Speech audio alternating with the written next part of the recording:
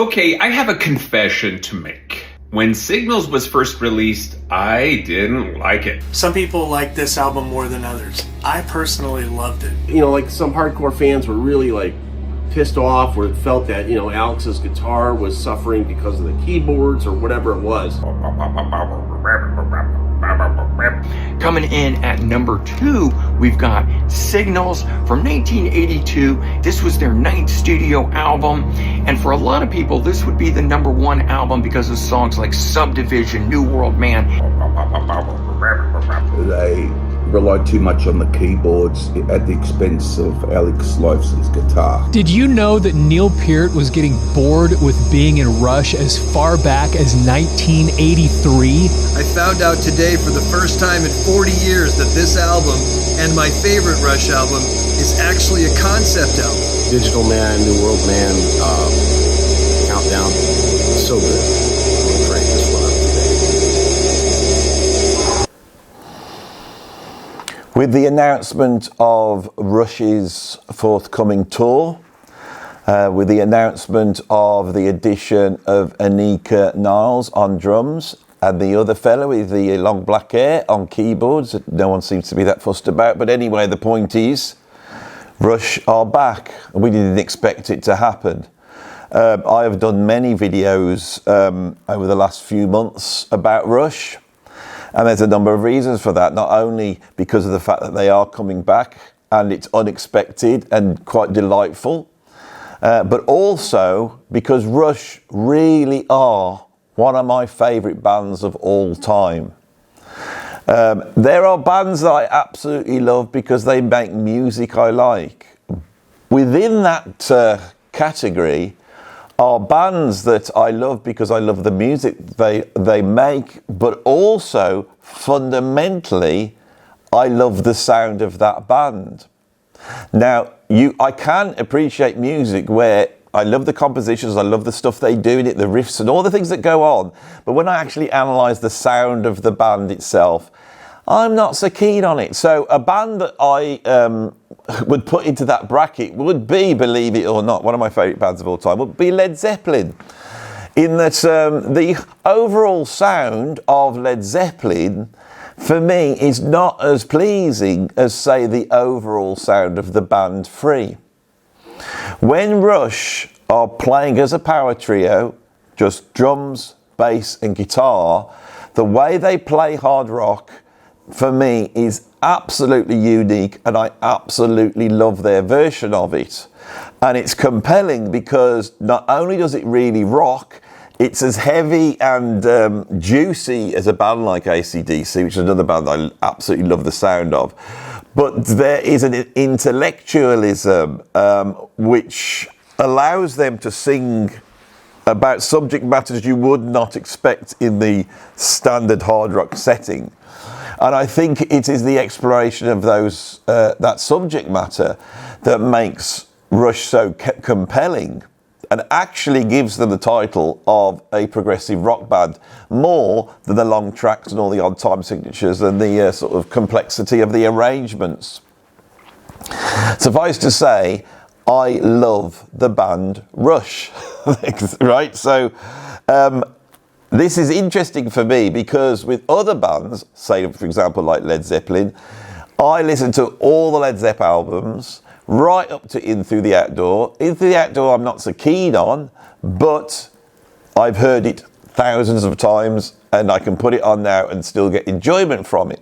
This is true of many, many bands, but with Rush, what's very odd for me is although I absolutely love those albums throughout the 70s and going into the early 80s, after Moving Pictures, which I think is their greatest achievement, there was 3 albums in which either I grew up and lost interest, or the band moved away from that sound or whatever it was I loved about them, or a mixture of the two. So the 3 albums we're talking about is Signals, Grace Under Pressure and Power Windows. I bought them as they came out and I listened to them at the time a lot. After Power Windows, I did not buy the album after that. That was me done with Rush. I'd moved on.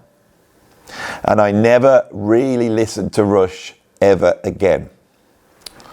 Now, this video is going to focus around the album Signals. And it's going to ask a question which has always been on my mind for over 40 years now. Is Signals their last masterpiece, or is it the beginning of this trajectory into another type of style or a way of playing, which I'm not a fan of? And this story is quite convoluted. It takes in a lot of my own personal experiences, but it also explores the nature of Rush, a band that were in existence for decades, that didn't really change their lineup and managed to maintain their success. Really, really odd. So, you know, by the 1990s or 2000s, where Led Zeppelin had gone and ELP had gone and Genesis had turned into something else and were no longer really operating as they did in the early 70s, and even bands like Yes, which had come back and were sort of a shadow of their former self, Rush was still triumphant in who they were. They were never diminished. They kept this up to the end. When I look at the way Rush traversed music from the early 70s up until now, because they're still here and they still matter, it's really interesting how they did that, because then you start to explore the whole backdrop of music history, which of course I am fascinated by. I didn't know whether to do this video. You know, can I really do a video just on one album? Well, the truth is, I was even considering doing this over 2 or maybe 3 videos. This would have been 3 hours of me talking about one album, Signals. And this video, I'm going to talk about this album. But I'm hoping that if you follow my discussion monologue, you'll get something out of it. I hope, which is why I'm making this video. This isn't the most clickbaity thing, but today, right, where I'm at and where Rush at, this is what I want to talk about. This album, Signals. This video is going to be very subjective, incredibly subjective, because I believe there's an objective truth that will come out of my subjectivity, and I'm going to pursue that over the next, whatever it is, 3/4 of an hour for you. So, in 1980, I was 12 years old. I'd always really loved music since I was a toddler, fascinated by it. But in 1980, it was like almost like a year zero for me, because I discovered heavy metal. And heavy metal spoke to me. It was not just, it didn't just speak to me, no. It was a call to do something. I don't know what it was. To buy albums, to get magazines, rock encyclopedias. It was a call for me to do something. That doing of something was me eventually picking up drumsticks and learning the drums, and also then learning the guitar, learning the bass. But it was the drums was the first thing I was attracted to, and I started playing the drums in 1980. And I started by the albums that had sort of turned me on, whether that be Motorhead or Iron Maiden or AC/DC, and then later on you discover Led Zeppelin and Deep Purple. But the thing is with Rush, Rush in 1981 brought an album called Moving Pictures. And Moving Pictures in my country here, it was a hit record, and they appeared on Top of the Pops performing Tom Sawyer. Now, unlike Yeses and Genesises and all these prog bands that I was yet to discover, Rush sounded like a hard rock band, or as we would have said back then, a heavy metal band. I was buying Kerrang and Rush were always in there. They looked like a hard rock band. They looked like a heavy metal band. And so at some point, I trotted out and bought Moving Pictures.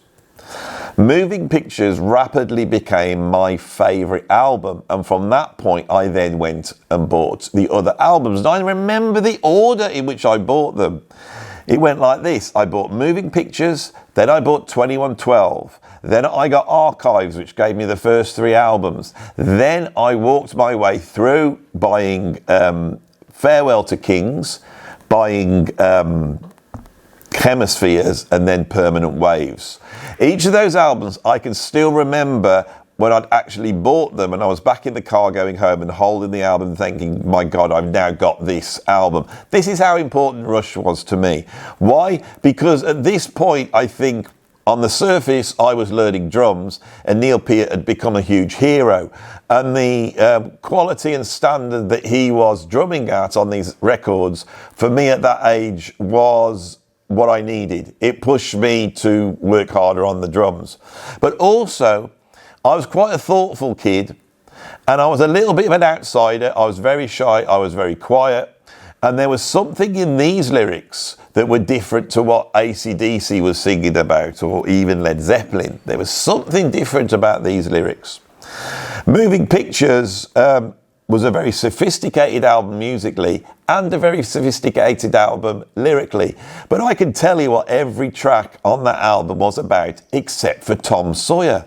I never really understood Tom Sawyer. Here was this song, this huge hit record, Modern Day Warrior, Mean, Mean Pride, Today's Tom Sawyer, Mean, Mean Stride, or whatever these things he was singing about. I knew who Tom Sawyer was. I'd grown up with Tom Sawyer. You know, you'd be TV programs about Tom Sawyer, but they were saying a modern day Tom Sawyer, and Tom Sawyer for me represented a sort of frontier American sort of naughtiness, want to escape the sort of confines of his family, you know, go off with Huckleberry Finn and have the adventure, the American adventure in a way.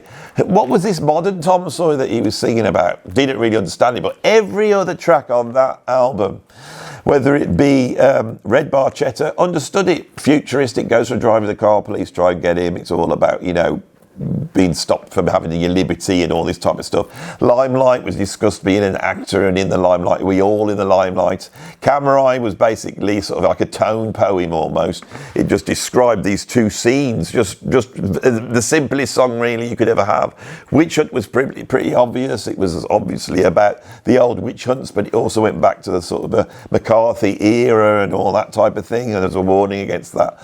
And then Vital Signs was an interesting one, because Vital Signs seems futuristic and it seems to be about humanity and technology and how they work together. But that one was a bit opaque as well. I never really liked that track at the time. Now I absolutely love it.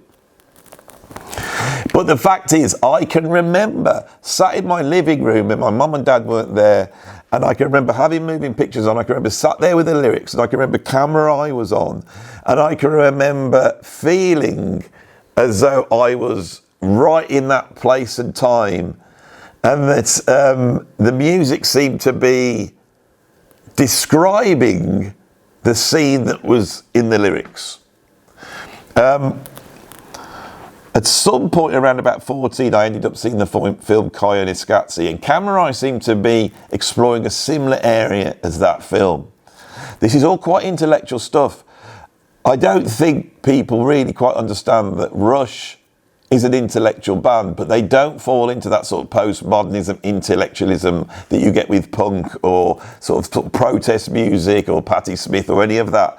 This was very teenage, but very intellectual. We have to remember that Rush at this time were in their late 20s, right?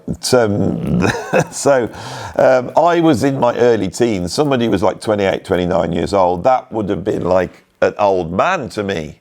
But these guys were young as well. And you feel like they're exploring territory. Rush always feel like there's a new vista that they're exploring. What was a new vista at the time? It was the 1980s. Every single band seemed to be negotiating the 1980s. Rush had come out with Moving Pictures. It's a masterpiece. It's possibly the greatest progressive rock album of the 1980s. It provides the blueprint of how you do prog in the 1980s. Hopefully, I have been able to really stoke the importance of this band to me, all right, and what it meant. It wasn't just about the music, it was the lyrics too. So, at some point in 1982, I'm around about the age of 14. We go downtown, and in the record shop, come out that day or that week, is the new Rush album. I knew it was coming. So exciting. Dad, can I have the new Rush album? It was like he had to get it me.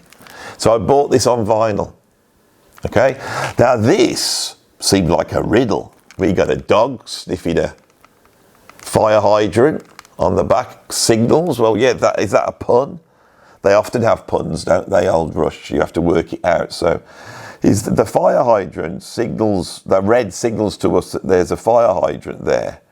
So we can get water from that if there's a fire. But to the dog, it's a signal of something else, to urinate. And that's quite funny in a way.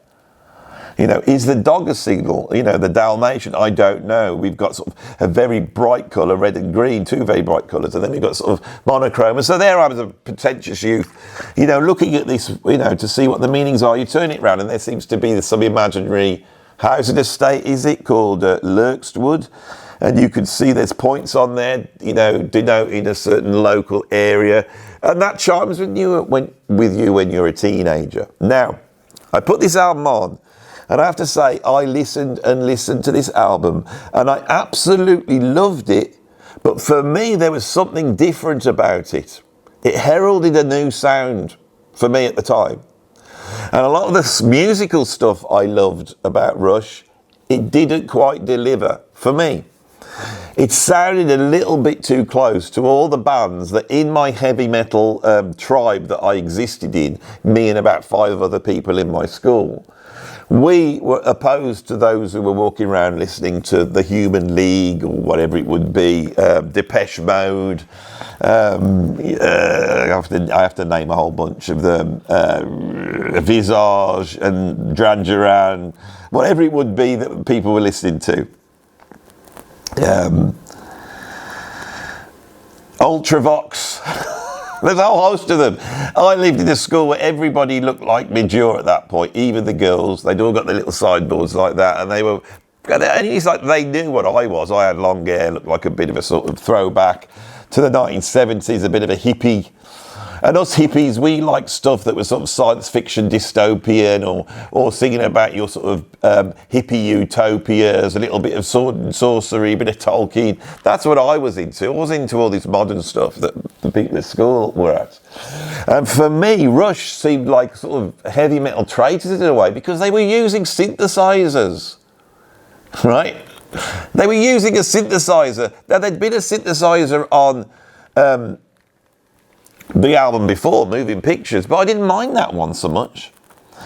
But this is different, and the reason is because, and I'm trying not to preempt this, because at some point in the future, I decided that these 3 albums were not worthy for my collection. So Signals, Grace Under Pressure, and Power Windows got the boot, all right? And I was then listening to all my prog, then my jazz and all that type of stuff. So I never had this album, so I never listened to it for like literally decades. About a month ago, I decided to buy it. So I bought myself a copy on CD. Stuck it in the car and put it on. It's been such a weird experience putting this on. I know every inch of this record, but I haven't heard it for years. So I've had this huge amount of nostalgia. I've been putting it on and I've been feeling what it was like to be 14 years old. I'm now 58 years old. I'm looking back at it. I'm being taken back to a time where I had sort of the trajectory of my life in front of me. Now I'm in a position where I have a YouTube channel and we just discuss the aftermath of that trajectory. We look back into it. I know every little bit of it. And I can see when I'm sit here with the lyrics going through it, you know, because this video has got so many parameters in it. I ranked the Rush albums at some point. I don't think I did a good job. The other day I thought I need to have another look at a Rush ranking, and I was going to go to Sea of Tranquility. I hoped mine didn't come up because I went, mine's totally inaccurate, you know. The reason is because I had to do a ranking where I went to all the albums I did know that I know inside out and I've known for the last like 45 years. And then I had to deal with the whole bunch of albums which I had never listened to, and I spent about a week listening to each album. When I did that and I put Signals on, I was playing it from Spotify, got my headphones on, sat at home, listened to it, made some notes, and I went, this album's rubbish. It's rubbish. Yeah, they lost it at this point. So to buy the album and to put it on, and I've had it on in the car, right, I've had it on at home, and I've been listening to it continually and just been filled with joy with how much I love it. And then you think, you can't just give a couple of listens to an album and rank them. But this is the business I'm in. So here Rush is educating me still. Okay? Now, when I go back and listen to it, I can hear it as I heard it then. Okay? And so my teenage mind, when I put it on, is like this. Neil Peart's done a really cool drum beat there. How did he play that? My head now is like, Neil Peart's done a really cool drum beat there. I know exactly how to play that, because 40 odd years ago, I was sat in my bedroom trying to play it over and over again. This album is so full of drum beats that I learned, right? Because I was into Neil Peart. It was all about me learning, right? But what's interesting is putting aside the bits that sounded like contemporary, electro pop bands that I didn't like, which now I absolutely love. The other thing was, I can remember sat there not understanding what this album was about at all. Not getting it. But at the same time, the opening track, Subdivisions, seemed to be written to speak to me directly at that point in time. The lyrics seemed to be describing me. Tom Sawyer wasn't about me. That was sort of about some everyman or archetype. But Subdivisions described the problems I was having with negotiating the entrance into adulthood. And I really was having problems. 1982, for me, when I think about it, is the last year for me where I hadn't hit the sort of great marker in my life, which is 1983, where I had an incredibly traumatic nervous breakdown.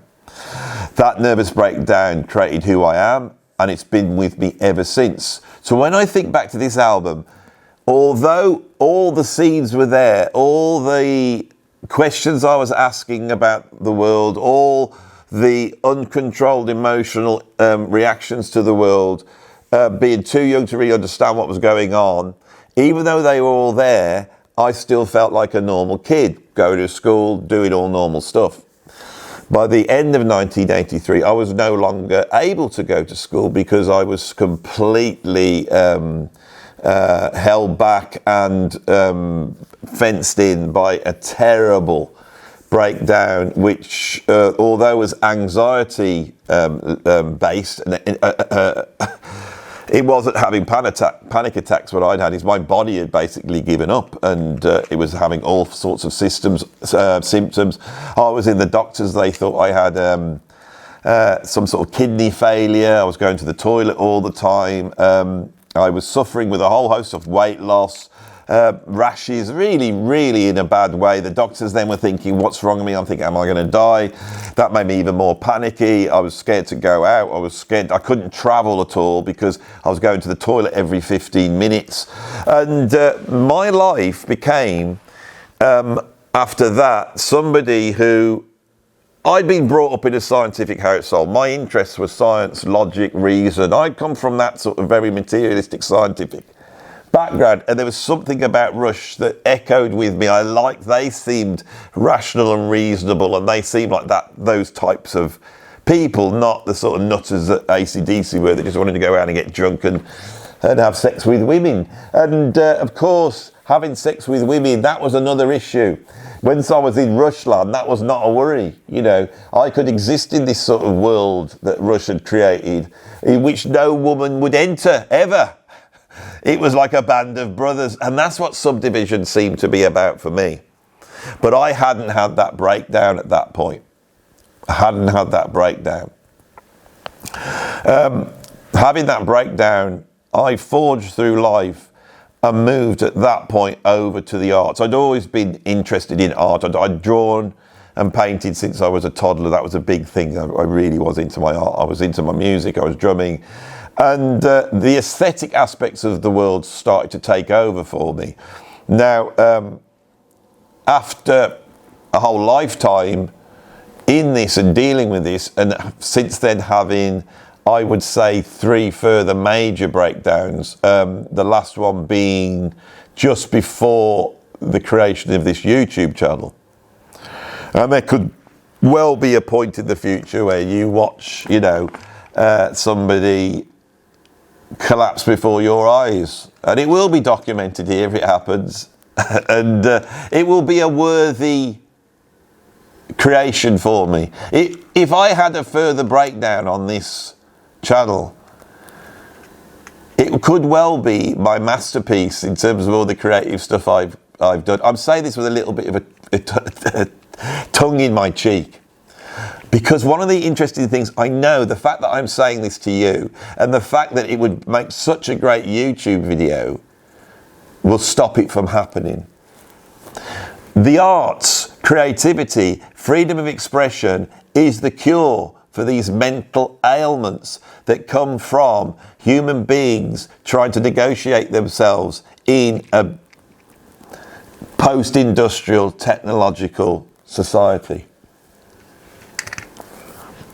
There is an aesthetic that this album has that I don't think Moving Pictures has, or only has it on Vital Signs.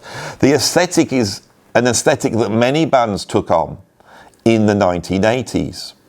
If you were playing in the 1970s, you were either a product of the hippie sort of utopian, Aquarian future that promised, because of course young people's music is always about the future, but the future for those bands, all the bands I really loved, was a sort of woody rural future where everyone walked around with long hair and sat around fires and held hands and did psychedelic freeform guitar solos, and it's an expression of how with nature we all were. Then the punks came out and they were nihilists, but out of that nihilism, actually, in my country particularly, and I think in the States as well, there was a move away from that sort of very idealistic, identity-based, neo-Marxist view that had emerged in the 1960s. The 1980s was all about capitalism, and the negotiation there was much more nuanced.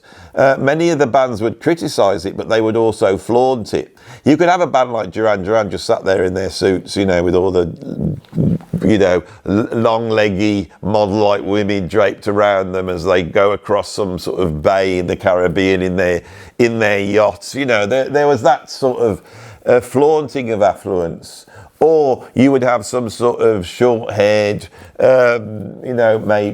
gender non-conforming type telling you about how terrible Thatcherism was. That was a new thing. It wasn't the same aesthetic. Everyone had gone into this new future. The 1980s is all about the future. There's an embrace of everybody of the technology, and the technology is what makes the music commercial. Eric Clapton is going into his record label, being told by them, you can't play the guitar anymore. This is Eric Clapton, and you need a drum machine on there. Right? So Rush are trying to negotiate that, and their approach is, these are guys in their early 20s, the world's changed, they've all had their hair cut short, or they've got a mullet or something, they put their little suits on, and they are ready for it. They are not Carl Palmer or Keith Emerson, who by the time we get to say 1982 was nearly 40 years old. How is he going to negotiate this new trendy 1980s future? What's he going to do? Well, they're going to try their best, but they're not going to be able to do it. The fact is, Rush did negotiate the 1980s very well, and they do it over these 3 albums. And I'm trying to negotiate the 1980s at the same time. This is what's really interesting. Now, why have I brought up my nervous breakdown? Why do you need to know about all this? Well, it formed who I was, and this was the soundtrack that was going on. When I picked up Moving Pictures, what was very interesting was there was a track on there called Witch Hunt. And it said under that title that this was part 3 of a series called Fear.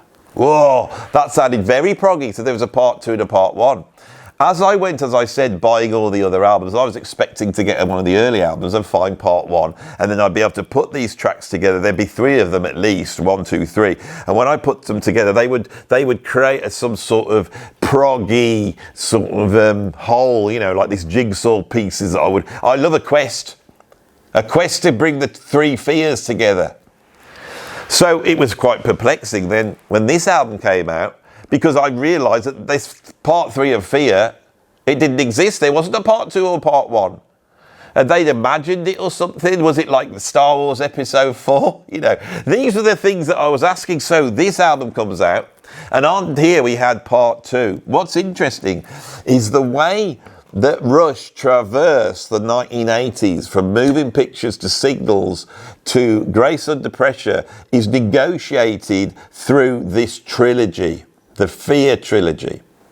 Now, yes, I am aware that on Vapor Trails later on they actually added a part 4. That doesn't seem to fit to me, and I don't know why they did it, but these do. These seem to fit. They all have sort of fade-ins and fade-outs. If you notice, Witch Hunt fades in and then stops. The Weapon faded in and faded out. And so when part 1 came out on Grace Under Pressure, and I don't know that track that well, but wouldn't it be great if it does do that? In other words, it starts and then fades out, because then you would have, and also the use of sound effects is very interesting, and the way this would then fade through, creating this one piece of music that straddles the great trilogy of Rush albums where they went from being amazing to crap. And what's the subject of these 3 tracks? Fear. Fear, anxiety. So for me, this album, I didn't know this back then. I couldn't work all this back then, but now I'm here, I'm thinking, my God, this is really weird. So we pick up this album. I'm going to pick it up. I'm going to take the little liner notes out so I can now start to refer. So it opens up with Subdivision. We've got this 7/8 riff. Bam, bam, bam, dan, dan, dan. So we're in still prog territory. It sounds like Moving Pictures. Very, very similar sound. This is produced by Terry Browse. It's very similar sound as well. The track kicks in, but it's very keyboard heavy, right? Now it doesn't sound keyboard heavy to me at all. But this has got all the Rushisms, except they are not going off on the tangent that we have in the middle of Tom Sawyer. That's what we loved, is the da da da da ba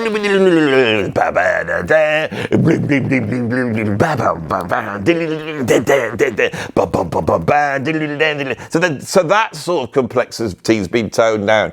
But it is here. What's this song about? Because I have this feeling that this, in true 1980s style, is an album which is conceptual but not a concept album. And I can't quite touch the subject. I can't quite get at the overarching subject here. And the other thing is the ideas and themes seem to be ricocheting across these 3 albums. Really fascinating at this age to come back to it and be able to start to spot these things that were going on. So as we are here down at the halfway point of this video, I have to say, my question when I started this was, is this the last great masterpiece by Rush? Or is this the beginning of the journey into crud? Is there something about this album that's so crap that it needs to be seen as being on the one side or the other? Now, I know there's Rush fans are going, I love it all, Andy. I don't know what you're talking about, right? And this is why this video is subjective. And this is why I don't know whether it's me growing up or actually it's Rush growing up. Okay? But for me, this is a profound thing, and it might be just personal to me. But here I am, and I'm going to do this video. There's a lot of people around about my age watching this.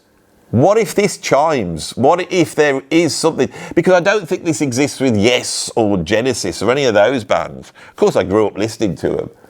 But I can't say that there was a particularity about the subject matters that seemed to be organised in a way which seemed to be speaking to me. Now, what does that mean? Yeah, very, you had a breakdown, Andy. There's these 3 tracks called Fear, right? That's interesting, but what about the rest of the album? Well, for me, when I look at this, half this album seems to me about taking the idea of Tom Sawyer, that track on Moving Pictures I didn't quite understand, and explodes it out. And what we don't have on here are any songs about medieval witch hunts. Right, we don't have any futuristic dystopian places, with people driving around in cars. Rush has still got their one foot in the sort of prog subject matter. Now, Neil Peart moves on here, and these lyrics are more opaque and they are more deeper in a way.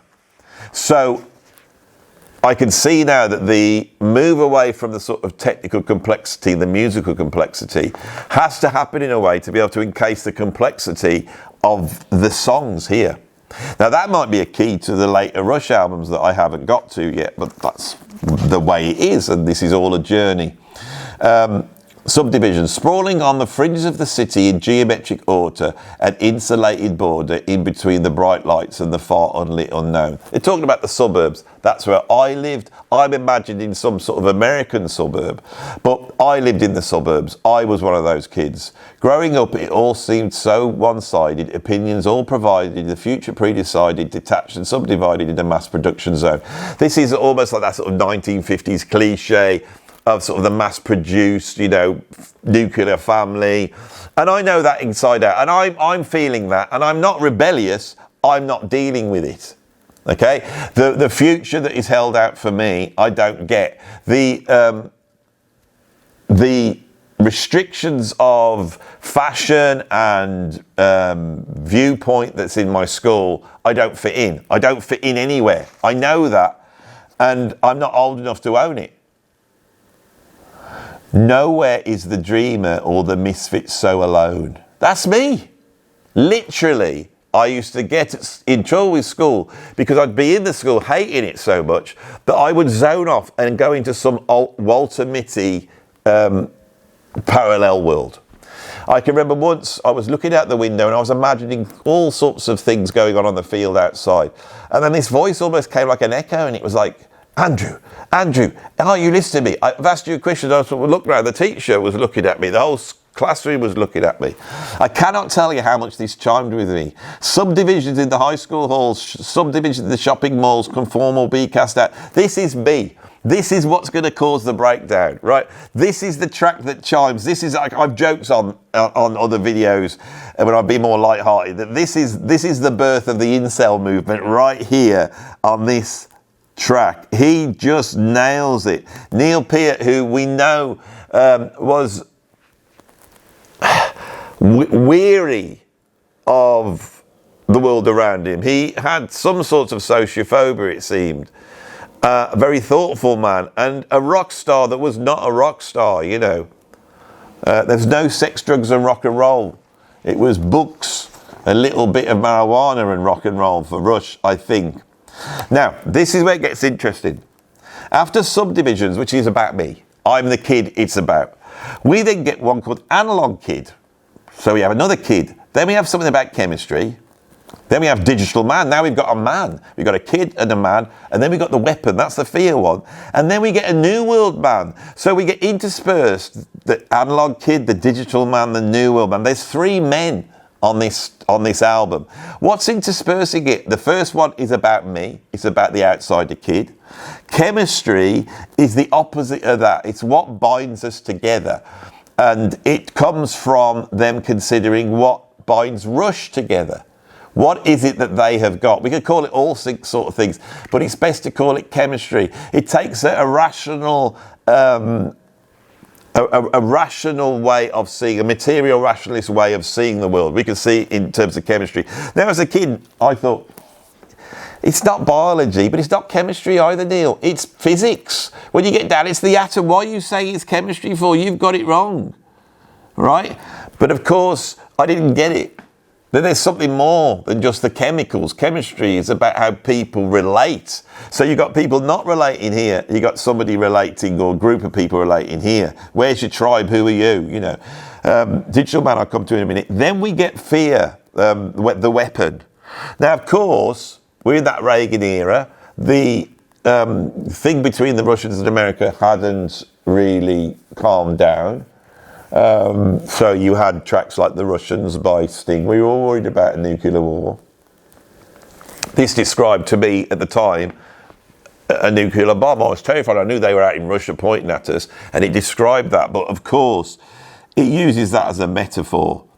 And it talks about a character whose fears have been activated and being used against them. Now,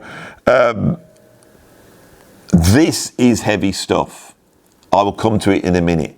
So now we've got the anxiety of being alone, the outcast in society. We've got the things that bring us together. We've got the very subject matter of fear right in the middle of the album. Then we have this New World Man, very poppy. You know, what the hell's this about? They've done a pop single. Then you get right at the end of the album, and this really is the end of the album for me, Losing It. And Losing It is, for me, was about death. It was the great black chaotic thing that comes along and grabs you. But of course, I was looking at that with someone with their life ahead of them. I wasn't frightened of death. I was frightened of something happening to me that would come and grab me like the black tentacles of chaos and pull me down into chaos. And what would be that force? It would come through the eyes and judgments of those around me. It would be the terror of me not being able to conform, the inner child in me going, I'm not going to conform, and I'm going, you gotta conform, but I'm not going to, but you got to. And that tension here, which is a very teenage view of that tension, is also chiming with Neil Peart as a guy in his late 20s, imagining what it would be to lose it. So there's the same anxiety. Neil Peart's got the same anxiety, but it's the 20-year-old anxiety. That point when you get to 27 years old and you go, well, you know, I thought my life was going to be like this, but it didn't turn out like this. What's actually going on? I'm going to be 30 soon. I've got to get up and bloody do something, or I'm going to miss out on my life. That's what that one is about. Then we get the tone poem. Right at the end, we get the camera eye. But this time it's countdown. And it describes, without any deeper meaning, a rocket being launched into space. The hopes, all the dreams that the future hold. Right?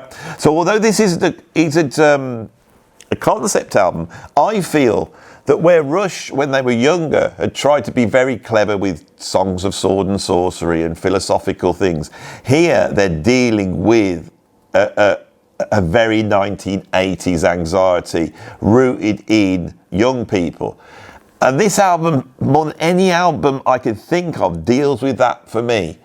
I wish I could say it was a Cure album or a Smiths album, which was one that everyone else I knew had, but I didn't conform to that. This was specifically for someone like me, a nerd, a music fan, someone interested in philosophy, someone interested in creativity. Right, now let's get deeper into it if we can.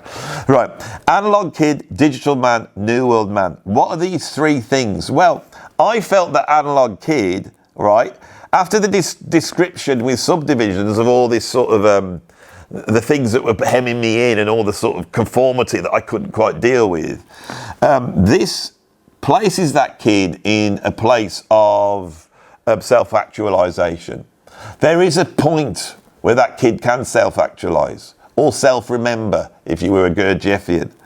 This kid sits there in nature, in the analog realm of nature, away from technology. This seems to be so far ahead because now this is so apparent, because our kids live in a digital world. But the analog kid, he's like that Tom Sawyer, sat on a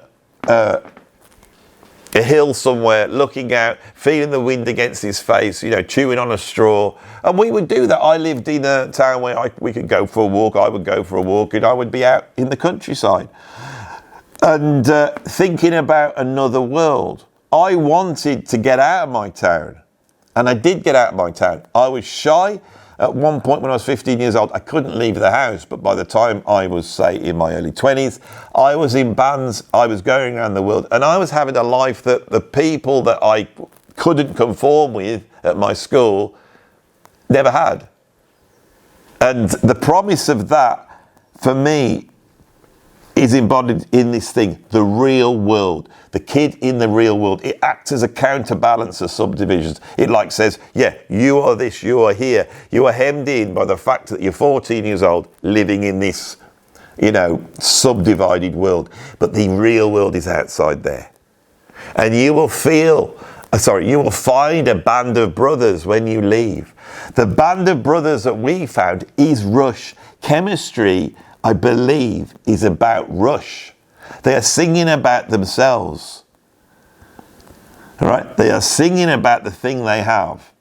Now, with my more, older and wiser ears, the thing about this album, it is so Rush. So often we get a keyboard come in, and then with Chemistry, for example, once you get past is it chemistry and all that bit, it goes into the signals transmitted, message received, reaction making impact and visit. Listen to that, it's pure Rush, and it's Rush like they were on the first 3 albums. It's guitar, bass and drums. It's on, listen to them. It's the very essence of Rush. It's that sophisticated and yet incredibly gutsy, hard-rocking thing that only Rush could do. When they come out, then they think, Neil Peart does that incredible bit of drumming that sounds almost like a programmed drum beat. And we get that sort of single monophonic keyboard sound. It sounds like bloody Human League. And I would have hated that. Now I hear it, I think, my God, they've nailed it. They are a rock band with distorted guitars, and they have been able to find a way of bringing these two sounds together. And of course, all these synthesizers, all this electronics had come out of prog, right? It's much closer than we think, and they are doing an incredible job. I hated Chemistry when I was a kid. Put it on now, absolutely unbelievable.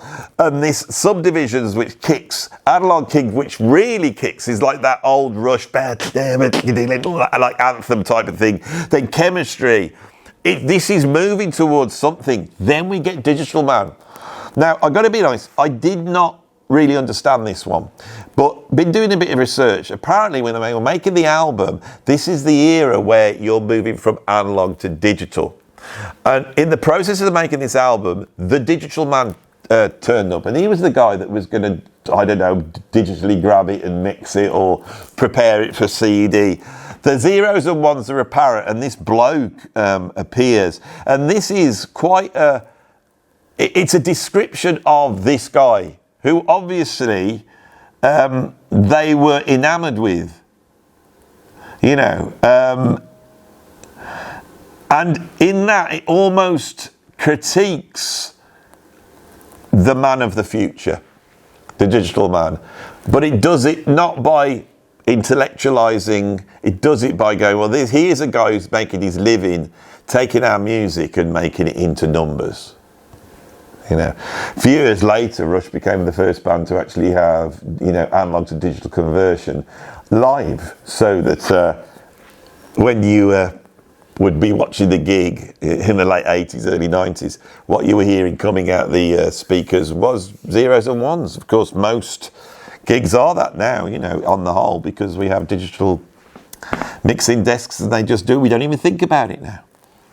Right, so that's side one, and that actually makes logical sense for me of what we've got here. We've got the troubled youth living in his teenage subdivided world, but there's the promise of the aesthetic. All right, and if you follow that, ignore your parents who are calling you to come back to dinner, you follow that, follow your muse, then you will meet people that you will have chemistry with. But in the future, there is going to be these other people that are going to try and drag you down into the numbers. You turn over onto side two. and we have 2 very negative tracks and 2 very positive tracks. We have the weapon. I'm going to go through this one because this one's the one that troubles me a lot. So we've got nothing to fear but fear itself, ? So that's the old, it's either Kennedy or Roosevelt, I can't remember. Well, no, it's Roosevelt, isn't it? We have nothing to fear but fear itself. And Neil Peart's going, really? Not pain or failure or fatal tragedy? Not the faulty units in this mad machinery? Not the broken contacts in emotional chemistry? So now, after this sort of hopeful, the hope that he has described on these first few tracks, now he's dealing with fear. Not the fear of the witch hunt. The fear of the witch hunt is what you fear when you're the teenager and you cannot conform in your school. You're scared that they're all going to come to your house with the pitchforks, all these kids, and try and rip you to bits because you won't conform to their way of seeing the world. And what is that conformity? It's the conformity of attraction. It is the currency of being attractive and being able to negotiate this new world that everybody is reaching at different points of development. And this is a standard fear. This one is different because he is describing exactly the fears that I would have. Someone said, there's nothing to fear but fear itself. Really? Not pain, not failure, not fatal tragedy, not the annihilation by a bloody nuclear warhead.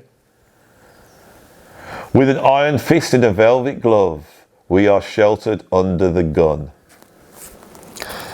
In the glory game of the power train, thy kingdoms will be done. We sit here in the comfort of our life because there is a nuclear deterrent. And the things that we fear are a weapon to be held against us. He's not afraid of your judgment. He knows of horrors worse than your hell. He's a little bit afraid of dying, but he's a lot more afraid of your lying. And the fears that he fears are a weapon to be held against him. So what this is saying is that the world is more complex. There are people out there that have other fears. We're dealing with something which is not as simple, So I can't, in the nature of this video, go any further into that. Like I said, I could almost have half an hour on this. Who are these people? Well, I think he's vague because it could be me, it could be you. It could be someone halfway around the world. It could be someone living in a third world country. It could be a terrorist. It could be anybody, right? Everybody is not just afraid of fear. Some people have got more to lose than others, right? So you think of Trump going into, battle with Iran. Iran, they're willing to be obliterated, so they win. Trump's not, because we want our comfort. That feels to me what this is about. Then we get almost the follow-up to Tom Sawyer now, New World Man. Now, of course, this was the big pop single. There were 2 singles off these Subdivisions and New World Man. I remember New World Man coming out. It was like about 3 minutes long. It was so unrushed, like it was reggae. But it's not reggae. It's only reggae for a bit. And then it drops into classic Rush with just guitar, bass and drums. It's got a whole bunch of bloody, trickery and all sorts of stuff going on. It's Rush. It's totally rushed. But obviously this one was probably the most straightforward for me at the time. And I can say what now. It talks about the New World Man. It's America. It's a hopeful song about America. And it compares America to the old world, Europe, whatever, blah, blah, blah, the third world.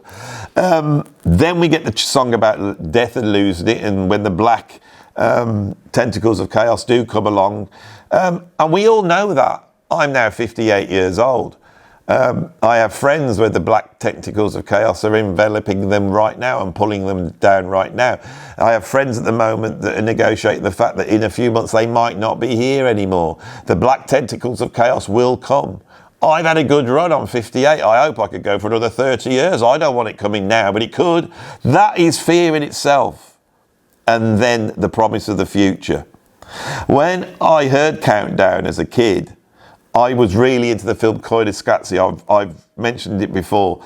That starts off with a rocket going up. You see this rocket taking off right at the beginning. It's the promise of the future. Then we go on this great big exploration of the history of mankind. And I don't want to get into Koyaanisqatsi, but it looks at sort of an old hoppy prophecy of doom if we were to, not respect the planet. It's one of the earliest sort of ecological films, incredible. And at the end, this rocket that they follow, that we saw taking off at the beginning, explodes in space. I couldn't help but feeling that that's what would happen. That was the end of this, So, what's my conclusion about this? Right, this album is a masterpiece. It is without doubt Rush's last great masterpiece. Grace Under Pressure seemed to be the point where they really did let go of that Rush sound. And the change of producer, I think, was a part of that. I listened last night to the Terry Brown remix of it. It's a lot better, but I kept waiting for the substance of the songs. I kept waiting for that Rush thing to come in, and it wasn't there. I remembered liking Power Windows more. I went back and listened to that one as well for this video. Not like I have listened to this one, but I went back to that, and I now hate it even more than Grace Under Pressure. Big Money is great, and Big Money is that 1980s band, being all opulent but questioning capitalism at the same time, and I always find it a bit stupid. Of course, that is then followed up by the nadir and the dire low point that is Hold Your Fire. Now, after that, is it a slow climb up, to the redemption of Clockwork Angels? I don't know. What I may do is pick up the Terry Brown album and live with that for a couple of weeks, and then get Power Windows and live with that, then get Hold Your Fire. Now, I jumped into Vapor Trails to listen to the track Freeze, which is the part 4. What did strike me on the surface was how Rush had, by that point, had moved to something which was a mixture of grunge, prog, 80s rock. There was a really interesting approach to the progginess, which I wanted to get into more. I need to go back to these albums. Now, people are going to shout in the thing, go and check so-and-so out, go and listen to that. I have been through all that, and I had a week listening to Clockwork Angels. But I think this is the thing. At this point, I let go of this, and I went on another route. And in a way, Rush were out to do that for that audience and to find a new audience.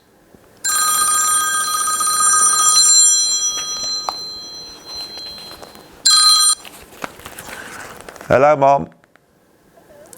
Can I call you in a bit because I'm doing a video at the moment? Can I call you in a bit because I'm doing a video at the moment? Mom? I'm doing a video at the moment. I'll call you in a bit when I get back home, all right? No. Bye, see you in a bit. And how apt is that as we get to the last minute that my mom rings me up? My mom's now 86 years old. It's about my life. This is really a discussion. It's a very subjective video. This has been a very subjective video about how music has a profound effect on us and can guide us. And the fact that Rush seemed like they went crap to me is actually the gift they gave me, because I was strengthened by it and able to negotiate. Maybe, I don't know, did they play a part in me being able to get over that breakdown, to play my drums, to get out there, to go away to art college, then give up on my job and throw my, a panicky person throwing their life into doing music full time, because what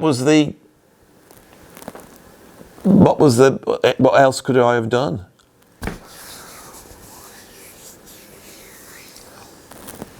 This is undoubtedly a very important album. Signals is an incredibly important album to me. As now this video is over, I don't need to listen to this album, but it's still back in the car. You see, I haven't left it. I am going to be loving this for 2 weeks solid. There's not many albums that do that for me. I can just keep putting the tracks on over and over again, and I love them the same every single time and never get bored of it. That's what the album is like for me at the moment. That's what inspired me musically this week. That's what I'm talking to you guys about. I hope you enjoyed this video. If you did, stick a like on it, subscribe, go and become a patron, free member. You could go and do that right now. You'll get to see stuff that you don't get here. Or become a member here. I got a PayPal tip jar. You can see I got my little clip-on mic going here. So I bought that with the PayPal tip jar money. I've just bought some new mics as well for the studio, nice ones. It's all very good. It's all good. If only I could go back to that little 14-year-old kid on his way to a nervous breakdown and go, Andrew, don't worry. It's all good.